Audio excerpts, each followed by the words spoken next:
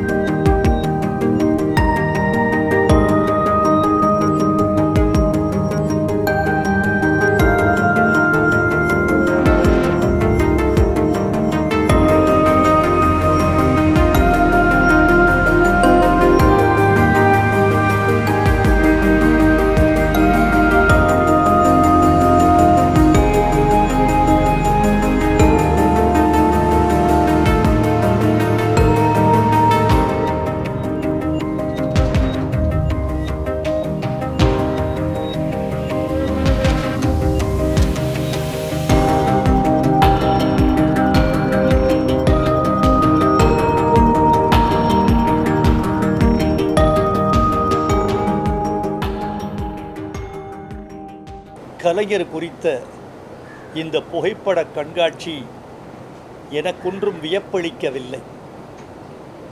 காரணம், அவரது வாழ்க்கை எல்லா வியப்புகளையும் தாண்டியது. இத்தனை பெரிய கண்காட்சி அமைக்க ஒரு மனிதனுக்கு சரித்திரம் வேண்டும், சம்பவங்கள் வேண்டும். எல்லாவற்றையும் விட தலையாயது ஒரு மனிதனின் சம்பவங்கள் தனிமனித வாழ்வோடு சம்பந்தப்பட்டவைகளாக மட்டுமல்லாமல் சமூகத்தோடு சம்பந்தப்பட்டவைகளாக இருக்க வேண்டும். கலைஞருடைய வாழ்வு தொடக்கம் முதல் நிறைவு வரை இதில் சித்தரிக்கப்பட்டிருக்கிறது. அவர் தொடக்க வாழ்க்கையே மொழிக்கானது, நிறைவு வாழ்க்கை இனத்துக்கானது. மொழி, இனம் என்ற இரண்டு கரைகளுக்கு நடுவே சுழித்து கொண்டோடிய பேராறு அவர், பிரவாகம் எடுத்தோடிய நதி அவர். அந்த வாழ்க்கை இதில் பதிவு செய்யப்பட்டிருக்கிறது.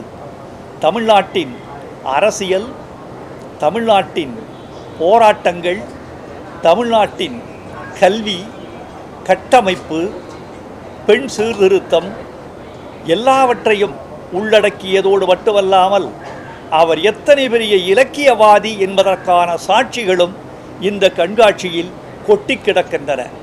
இந்த கண்காட்சியை, இந்த படங்களை தொகுத்து வைத்தவர்களை நான் பெரிதும் பாராட்டுகிறேன். கட்டமைத்த அமைச்சர் சேகர்பாபு அவர்கள் நம்முடைய மதிப்புக்குரியவர். அவரை நான் பெரிதும் வாழ்த்துகிறேன். எல்லாவற்றை விட முக்கியமானது ஒன்று உண்டு. ஒரு கண்காட்சியை கட்டமைப்பது கூட எளிது, ஆனால் காணச் செய்வது அரிது. இந்த கண்காட்சியை தலைவர்கள் முதல் தொண்டர்கள் வரை, கலை உலகத்தார் முதல் பத்திரிகையாளர்கள் வரை, குழந்தைகள் முதல் பெரியவர்கள் வரை, பள்ளி மாணவர்கள் முதல் கல்லூரி மாணவர்கள் வரை அத்தனை பேரையும் காணச் செய்த திறம் பாராட்டுக்குரியது. அதுதான் சிறப்புக்குரியது. இந்த கண்காட்சியை விட்டு வெளியே வருகிற போது நான் ஒன்றை நினைத்து கொண்டே வந்தேன். கலைஞரோடு மீண்டும் வாழ்ந்துவிட்டு வருகிறோம்.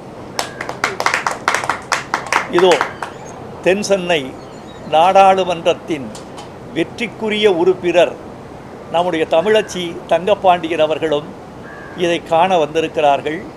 கண்டு முடித்து விட்டார்கள், கருத்துரைப்பார்கள்.